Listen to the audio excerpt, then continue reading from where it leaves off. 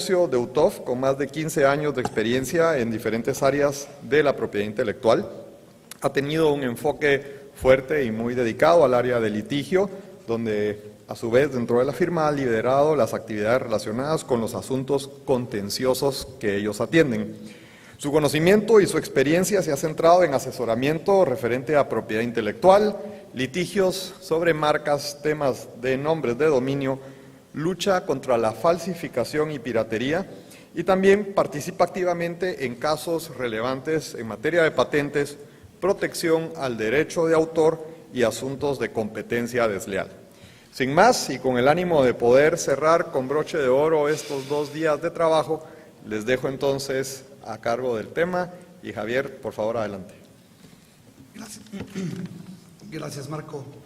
Buenas tardes a todos. Gracias por estar en esta última ponencia. Sé que los tiempos están un poco apretados. Nuestros panelistas, por lo menos uno de ellos, sale corriendo al aeropuerto terminando, pero bueno, hay que darle el momento y la importancia al tema. Como bien lo presentó Marco, la tecnología en la vigilancia de la propiedad intelectual, hoy en día, como en los otros paneles nos hemos visto, el mundo de Internet está en un constante crecimiento, y esto nos lleva a la pregunta de cómo monitoreamos los activos más importantes de las empresas, cómo monitoreamos los activos que son de los titulares de derecho.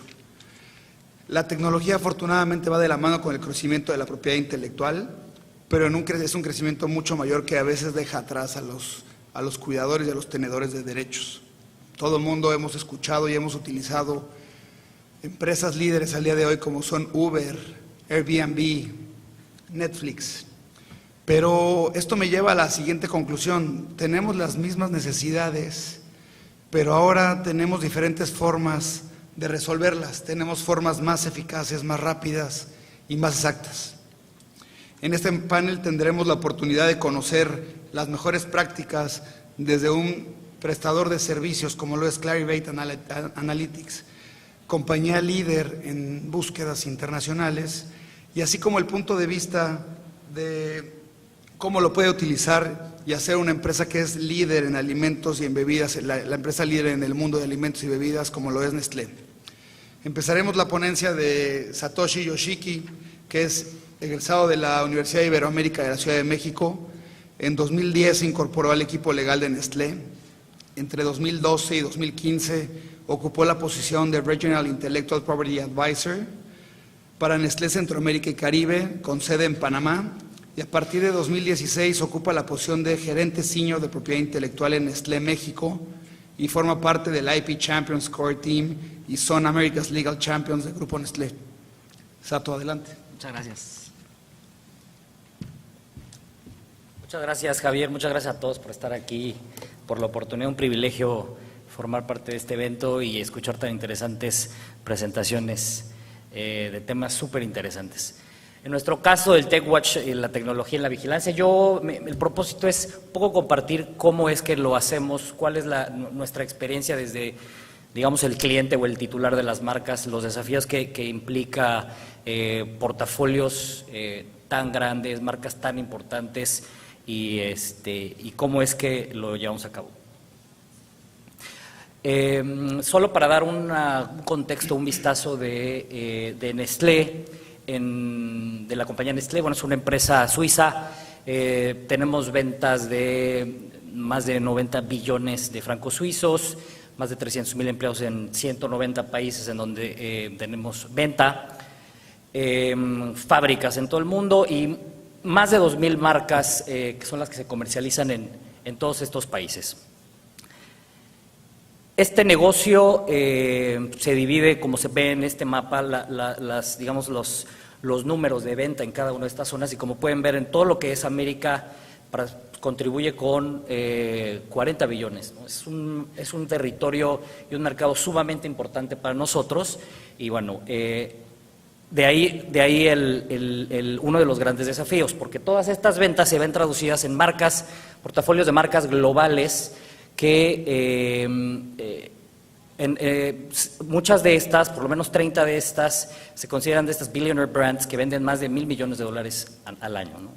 Entonces, tenemos por un lado esas marcas globales tan fuertes, pero el approach de Nestlé en todo el mundo es también acompañado de un portafolio de marcas locales muy fuertes, marcas que probablemente a nivel, en muchos otros países no se conocen y que en cada uno de los países son verdaderamente los favoritos de los hogares y que forman parte de nuestra vida, ¿no? A los que no son mexicanos probablemente estas no les digan mucho, pero en algunos de los países, de sus países, también existen un montón de productos que quizá no conocemos en México y así, ¿no? En esta historia de Nestlé, que data de más de 150 años, se han venido construyendo estos grandes portafolios a partir de innovación, de adquisiciones, ¿no? Todo comenzó con una fórmula infantil y así a lo largo de los años se han ido construyendo, se han hecho estos lanzamientos, se han adquirido empresas y esto ha sido, digamos, el ADN de la compañía desde su inicio y el día de hoy y lo que viene para 2019 con la adquisición de una empresa orgullosamente latinoamericana, Terra Fértil, que va a tener lanzamientos en todo el mundo y también el acuerdo global con Starbucks para comercializar estas marcas en retail. Yo hablaba de los desafíos que tiene para nosotros como los abogados de propiedad intelectual de Nestlé, que tenemos a cargo la protección y el cuidado correcto de marcas que son tan valiosas. En el caso de Nescafé, que es la marca más importante del grupo, la que está mejor rankeada en términos de su conocimiento, de su fama y asimismo de lo que vale, se estima que según Interbrand que vale 13 billones de dólares. Entonces tenemos esta marca icónica, importantísima, y nuestra estrategia, por ejemplo, solo una de estas marcas implica que para nosotros para Nestlé a nivel global, para hacer la correcta protección de este producto, de esta marca, tienes que aventarte más de 300 marcas entre las nominativas, los diseños, las formas tridimensionales, los nombres de dominio, etcétera. Entonces, es por eso que a partir de un portafolio de 2,000 marcas que tenemos, en realidad en todo el mundo tú tienes más de o cerca de 100,000 protecciones o registros a lo largo del mundo, ¿no? Entonces, justamente ante este desafío de un volumen súper grande de atención, de manejo de las marcas, es que tenemos que llegar tomar ventaja de herramientas tecnológicas que están disponibles para poder, digamos, tener esta visibilidad y el correcto manejo de todas estas marcas en todos lados. Y, por ejemplo, aquí pongo una especie, digamos, de menú de algunas de las herramientas que nosotros utilizamos, ya sea para las búsquedas, ya sea para el monitoreo de las publicaciones para efectos de oposición. Mintel, una herramienta que es más de inteligencia en marketing y que nosotros trasladamos para la defensa o monitoreo, vigilancia de lo que se está vendiendo por los competidores. Otras plataformas que te hablan de case law o los litigios, o el Memotech, que es una herramienta que nosotros utilizamos a efecto de poder tener la correcta administración y sobre todo la mejor visibilidad de todos los asuntos de manera inmediata, poder generar reportes, poder tener de manera, o sea, en tiempo real y mensualmente por lo menos, qué es lo que estamos presentando en términos de acciones de cancelación, de oposiciones. Y aquí nada más pongo un ejemplo de febrero de este año, en el que se presentaron 97 oposiciones, cancelaciones en el mundo, y esta herramienta nos permite determinar claramente los números de casos, pero además cuáles fueron los negocios a los que corresponden las marcas, los porcentajes de los países en el que se presentaron, puntualmente si fue en el caso de China, en el caso de México, y si fueron iniciados por nosotros o por el competidor, ¿no? Digamos, reporte que nos permite generar gráficas como esta, son de suma importancia para Nestlé, porque de esta manera tú puedes generar los KPIs necesarios para poder definir si la estrategia va en la ruta correcta, si qué es lo que nos está dando más lata o trabajo o a lo que hay que poner más atención. Y esta es, digamos, una pequeña fotografía de cómo a través de una herramienta como esta tenemos para poder, digamos, manejar mejor nuestros asuntos. Otra de las herramientas que nosotros utilizamos es esta Global New Products Database de Mintel, que es la verdad, en nuestro caso es una maravilla porque estos cuates hacen un monitoreo en los mercados de lo que se está vendiendo. Entonces toman fotografías de los productos en anaquel, te sacan un reporte de qué etiqueta tiene, cuáles son los claims que tiene, cuál es el precio, en qué punto de venta se encuentra. Y esto nos permite tener una visibilidad como si saliéramos a hacer una investigación a un supermercado, y todo esto a nivel global y desde tu computadora en tiempo real. Esto nos ha servido muchísimo en muchos casos, insisto, no solo para la defensa, sino también para poder establecer estrategias de cómo registrar o proteger. Desde luego que está este monitoreo, este reporte de solicitudes que se presenta a partir de Clarivate, que es justamente, Francisco nos hablará mucho más de esto. Y esto para nosotros resulta importante. Para poder tener esta visibilidad de lo que está ocurriendo y poder disparar probablemente una acción de oposición o una cancelación, dependiendo. Y aquí, por ejemplo, pongo el caso de Santa María, que es una marca local mexicana, solo se vende acá, y que es importante para nosotros, aquí digamos en México, que la gente en Suiza pues naturalmente no la tiene en el radar, pero gracias a una aplicación como esta, nosotros digamos la incluimos en la famosa lista y de ahí podemos nosotros recibir también este tipo de reportes. Además de otras y muy importantes monitoreos que tenemos, que son respecto de los diseños. Por ejemplo, ahí viene el caso de una cápsula en Nespresso y cómo, gracias a esto, podemos detectar que existe una solicitud que presenta un diseño que pudiera ser similar a esta cápsula, y aparte te permite, anticipar y ver, existe esta compañía que está lanzando aparentemente un café usando compatibles de nuestro sistema Nespresso, y ahí poder, digamos, anticiparnos. El caso de Abuelito, otra marca local que solo a través de estos buenos sistemas de monitoreo nos permite determinar por lo menos uno de los elementos, este ribbon o este listón que dice Metate. Una búsqueda fonética pues no nos revelaría ninguna semejanza, pero gracias a esto lo podemos detectar. Para nosotros muy importante en términos de la vigilancia, no solo es el determinar si existen o no marcas que pudieran ser semejantes y que habría que oponerse a ellas, obtener una caducidad o una cancelación, una nulidad para que no exista en el registro algo que sea semejante, sino que también nosotros utilizamos este tipo de reportes para temas de inteligencia marketing. Los negocios o los equipos de marketing están siempre muy interesados en ver qué es lo que nuestros competidores están solicitando a registro, cuáles son las innovaciones o cómo están ajustando sus marcas, sus diseños. Incluso por estrategia algunas empresas solicitan registro de etiquetas o registran claims que pudieran, para efectos regulatorios, o las marcas privadas, las marcas que sacan las marcas propias, pues. También es muy importante para poder tener esta visibilidad que están, y esto nosotros lo circulamos a la gente de marketing específicamente y les resulta sumamente importante. Es decir, no nada más desde la parte legal, sino también a ellos les resulta una información muy, muy valiosa para efectos de la competencia.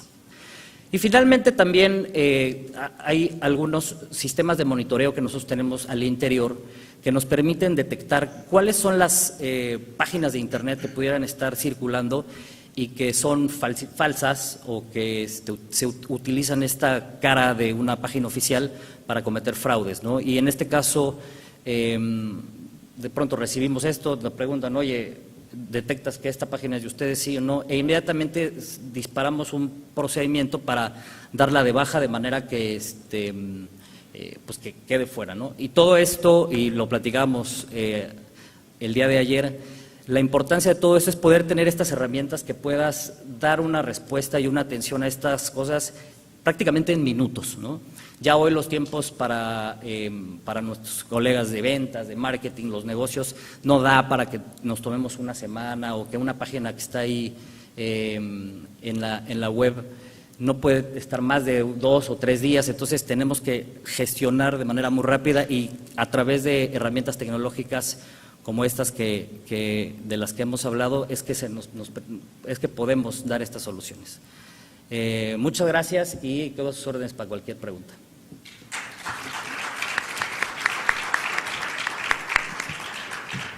Gracias a todos. Ahora tengo el placer de presentar a Francisco Gallegos.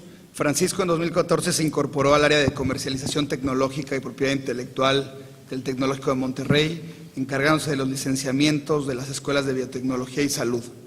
En 2017 se incorporó como analista legal a la oficina de Lambda Legal en Chicago y en 2018 a Clarivate Analytics. En Clarivate, Francisco supervisa la implementación de soluciones tecnológicas y de información en despachos de abogados, corporativos y gobierno para América Latina. Gracias, Francisco. Gracias, Javier. Pues mira, les resumo un poco lo que quiero que se lleven de la plática y serían 2 cosas, ¿no? Que la tecnología, específicamente la inteligencia artificial, ya es una realidad en el mercado legal o de soluciones legales. Y segundo, cuáles son esas aplicaciones dentro del mercado que nos corresponde a nosotros, que sería propiedad intelectual. Pero antes de llegar a eso, quería dar una breve introducción a quién es Clarivate, porque es una marca nueva para un grupo de unidades de negocio que son líderes en su mercado y que ya tienen años existiendo. Solíamos ser conocidos como la parte de propiedad intelectual y ciencia de la empresa Thomson Reuters. Hace 2 años se separó esta división y se creó una empresa nueva, agrupando 3 verticales importantes de nuestros negocios. Uno sería información científica y académica, principalmente nuestros clientes son centros de investigación y universidades. Otro sería de información regulatoria y de inteligencia competitiva para las empresas farmacéuticas. Y por último, la que venimos a hablar hoy, que es nuestra división de propiedad intelectual y estándares técnicos, ¿no? Dentro de nuestra área de propiedad intelectual tenemos 3 marcas importantes. Derwent, que es nuestra solución es una base de datos de información de patentes. CompuMark, que muchos aquí conocen como la solución tanto de búsqueda como de vigilancia de marcas, como mencionaba Sato en su presentación. Y MarkMonitor, que es por donde llevamos dominios de empresas, principalmente corporativos. Llevamos por ahí 8 de los 10 dominios más traficados en el mundo, se llevan a través de MarkMonitor y protege marcas en línea en el mundo digital. Ya viendo eso, podemos enmarcar un poquito la discusión que vamos a tener hoy. La tecnología ha sido una realidad ya por varias décadas en el mundo legal. ¿Por qué ahora hay más ruido al respecto? Porque ahora tenemos congresos como enfocados en estos temas. Y bueno, varios de esos temas los cubrió Rebeca en el panel pasado. Hemos tenido un avance tecnológico, pero bueno, aparte del avance tecnológico ha habido factores económicos y sociales que han ido presionando al mercado legal a reducir costos, principalmente en Estados Unidos, donde ha sido la fuente de estas tecnologías en gran medida, ¿no? Pero hablando de la tecnología, ¿qué factores afectan la tecnología legal? Y bueno, para tener esa discusión podemos tener como marco de referencia las diferentes generaciones de tecnología que hemos visto entrar en el mercado legal, ¿no? La primera fue una primera generación que se enfocaba en la automatización de procesos conocidos. En este caso, casi todo el trabajo era administrativo, clerical, que se fue automatizando. En este caso, nosotros, por ejemplo, la base de datos de patentes, cuando antes se tenía que hacer una búsqueda física para una patente o ir al INPI o ir físicamente hace unas décadas a buscar patentes, pues ahora simplemente le pido a la base de datos, búscame estas palabras claves en estos códigos y la base me automatiza el proceso de ir registro por registro y determinar este es un registro relevante para esta búsqueda o este no, y me provee los resultados en segundos, ¿no?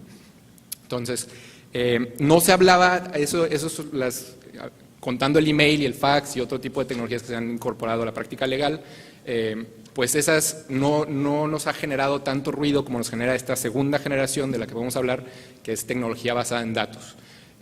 Y existe investigación en ese sentido de que por la razón por la que tenemos ruido en la parte de tecnología de datos es que porque mucho del trabajo intelectual o rutinario que hacen los abogados, que no es estratégico, que no es determinar estrategias para sus clientes, puede ser replicado a través de tecnología de datos, ¿no?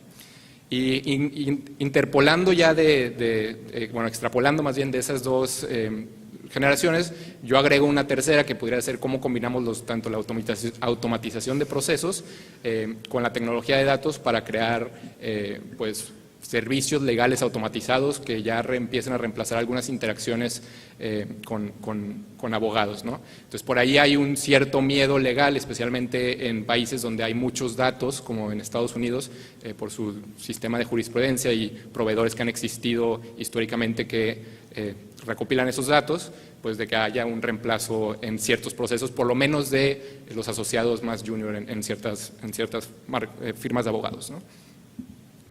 Entonces, yo creo que vale la pena explorar esa segunda generación, que es la que está teniendo un impacto ahorita, y eso es lo que busco hacer en esta plática.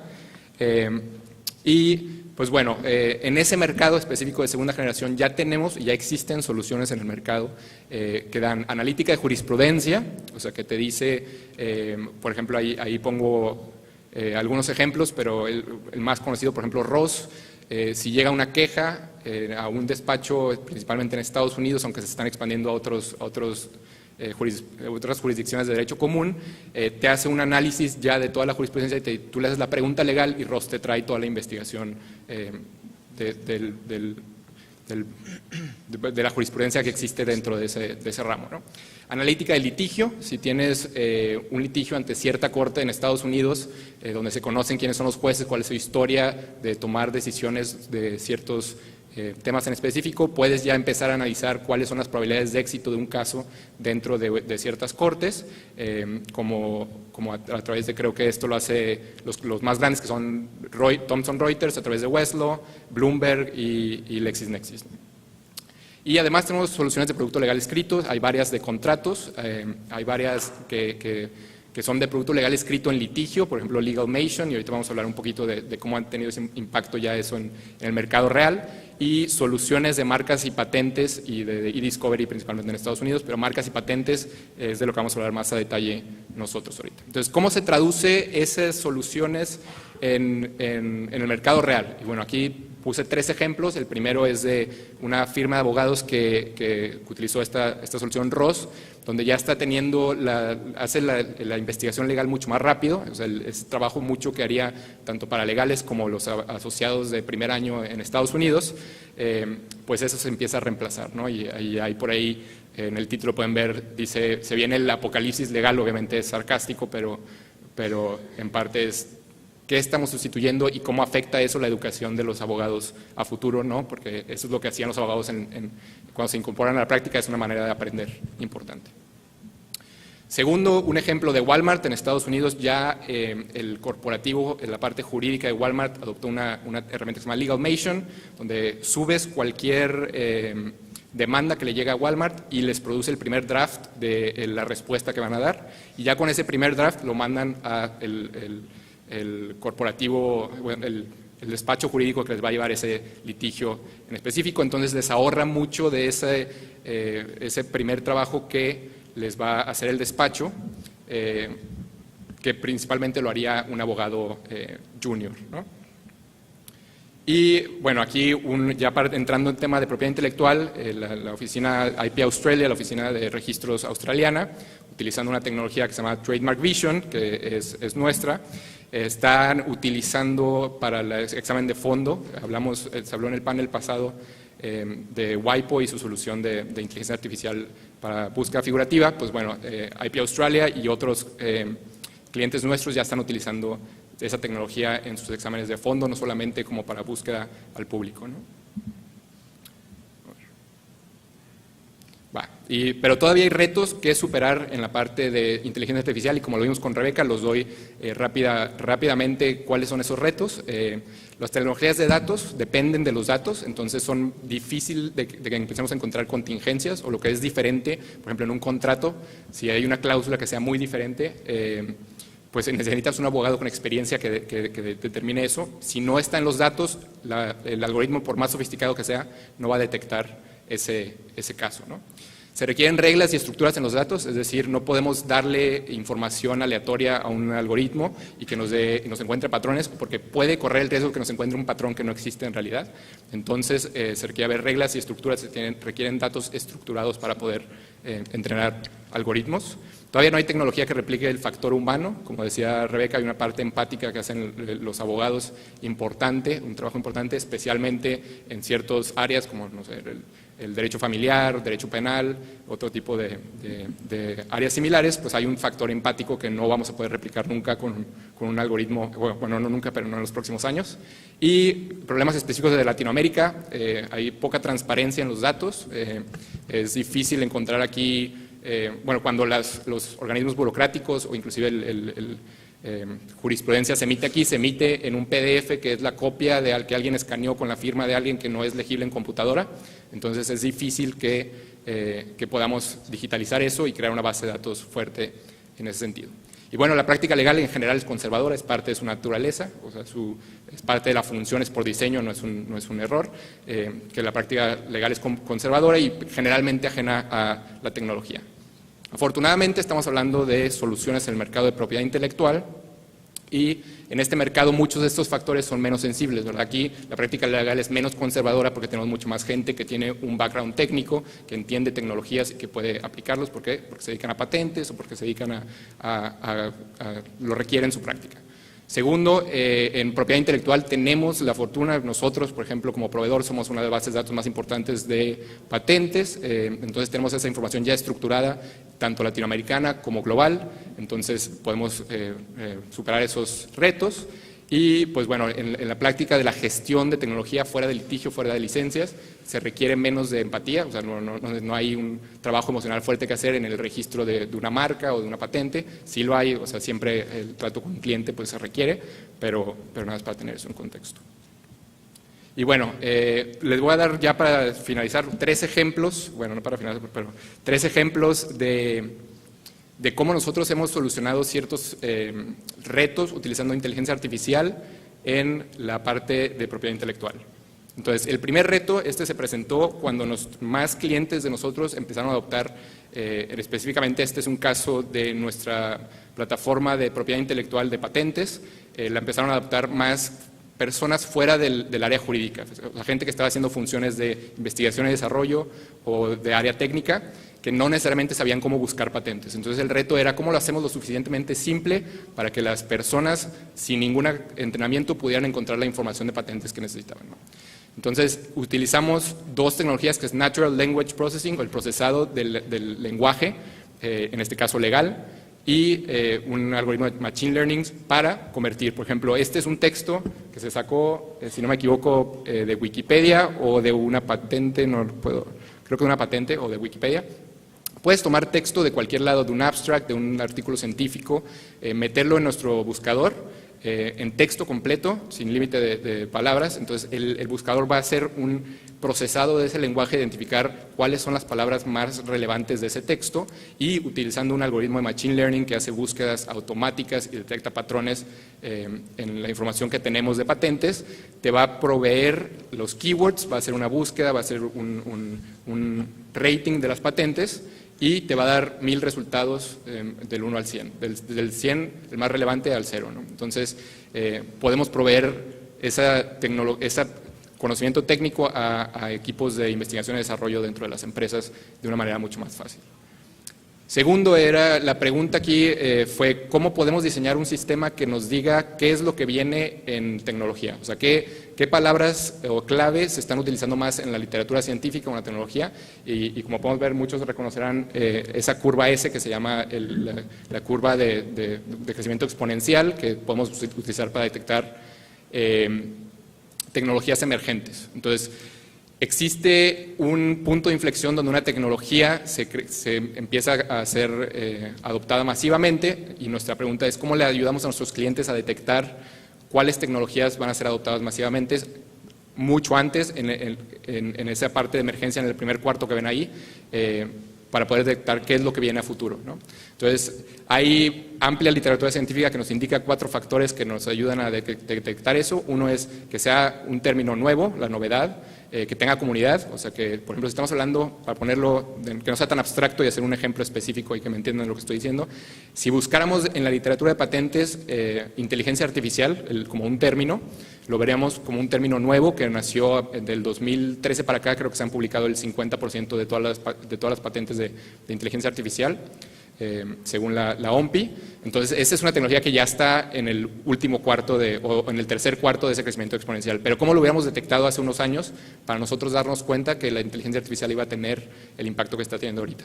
Bueno, analizando esos 4 factores. Que el término es nuevo y estaba apareciendo en la literatura, que hay comunidad, que hay más de una persona, hay varias personas investigando y publicando acerca de eso, que tiene un crecimiento y que es persistente en el tiempo. Es decir, que duró más de un año, más de 2 años y que ha sido persistente en el tiempo. Entonces, si detectamos esos 4 factores, podemos decir que algo es nuevo. Entonces, dentro de un producto que nosotros tenemos, diseñamos un algoritmo de Machine Learning que detecta esos 4 factores, está entrenado con factores que han seguido ese proceso y que a futuro podemos decir, en tal campo tecnológico, estas son las tecnologías que vienen y con una correlación importante con esa curva que ven ahí. Esto lo utilizan mucho las universidades para ver a futuro qué integrar en sus planes de estudio. Finalmente, hablaban en el panel anterior del santo grial de la búsqueda de marcas, que es la búsqueda figurativa, que llevamos años trabajando en eso. Bueno, nosotros desarrollamos esa solución y el reto era el siguiente. Tenemos un sistema complejo e inexacto de clasificación figurativa. El primero, pues tenemos varios códigos diferentes en términos de diseño, por ejemplo, los US Design Codes versus Locarno, que es lo que utiliza la mayoría de los países, pero US pues sigue siendo un mercado importante en términos de diseño, ¿no? Y el código de Viena contra keywords que utiliza, por ejemplo, la oficina australiana, ¿no? Entonces tenemos varios códigos y el reto es cómo le hacemos para superar ese tema complejo, porque todos los examinadores clasificarán de manera diferente un logo, ¿no? Entonces, también es inexacto porque depende de la expertise de cada uno de los examinadores y básicamente como gestores ustedes tienen que atinarle a qué códigos utilizó el examinador. En un caso de, por ejemplo, un círculo que tenga un borde, el examinador puede ver 2 círculos, mientras que ustedes como gestores ven un círculo con un fondo, ¿no? Entonces, ¿cómo superamos esos 2 retos? Pues bueno, utilizamos Computer Vision y Machine Learning. Son dos. La Machine Learning es lo que hemos estado hablando de algoritmos y Computer Vision es la habilidad de una computadora de leer elementos figurativos. Y bueno, no me meto en la clasificación técnica, pero tenemos a grandes rasgos, 3 cosas que hace nuestro sistema. Uno es el procesado de imágenes, es decir, nos limpia la información que normalmente viene, por así decirlo, digitalmente sucia de las oficinas, porque viene en un PDF, porque no es legible por computadora. Se hace esa limpieza, se detectan patrones, se detecta, ok, hay una curva aquí, hay colores dentro o colores fuera. Esos patrones que utilizamos Deep Learning, es decir, como nos explicaba Rebeca, son redes neurales, son algoritmos que trabajan sobre algoritmos. Y finalmente tenemos una parte de detección de objetos, es decir, nuestro algoritmo puede detectar cuando estamos hablando de perros o de gatos o de alas o de aviones, todo eso lo detecta y dice cómo lo hace un humano. Vemos el elemento figurativo como lo hace un humano. Entonces, ¿cuál es el resultado? El resultado es que cuando utilizan nuestros algoritmos, la clasificación de elementos figurativos en marcas, si lo está haciendo un examinador, es mucho más consistente de examinador a examinador. Y cuando estamos haciendo la búsqueda a través de un gestor, el gestor va a encontrar exactamente lo que está buscando, ¿no? De una manera mucho más eficiente. Entonces, ¿cómo se ve esto ya en la práctica? ¿O qué es lo que hemos trabajado ya en la práctica? Tenemos soluciones ya para gestores y abogados, y como vimos en el ejemplo de la OMPI, bueno, nosotros hemos trabajado con varios gobiernos ya en la región, en INAPI, el Chile,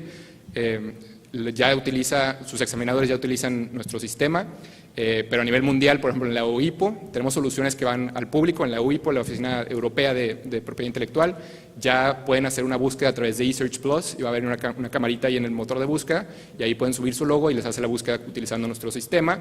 IP Australia utiliza tanto examinadores como al público, la búsqueda pública. Y aparte, por ejemplo, tiene un algoritmo que nosotros ayudamos a trabajar, que es un robot que se llama Alex, que se llama Trademark Assist, que lleva al usuario, un usuario inexperto, un emprendedor que quiere registrar su primer logo, lo lleva paso a paso en cómo registrarlo y le hace la búsqueda figurativa desde el examinador, ¿no? Entonces, eso es lo que quería hablar, poner en contexto algo de las herramientas que ustedes ya como abogados se pueden llevar tanto fuera del área de propiedad intelectual como lo que hemos trabajado nosotros y para que lo tengan en mente. Entonces, muchas gracias, también estoy a disposición cualquier pregunta. Aquí estoy.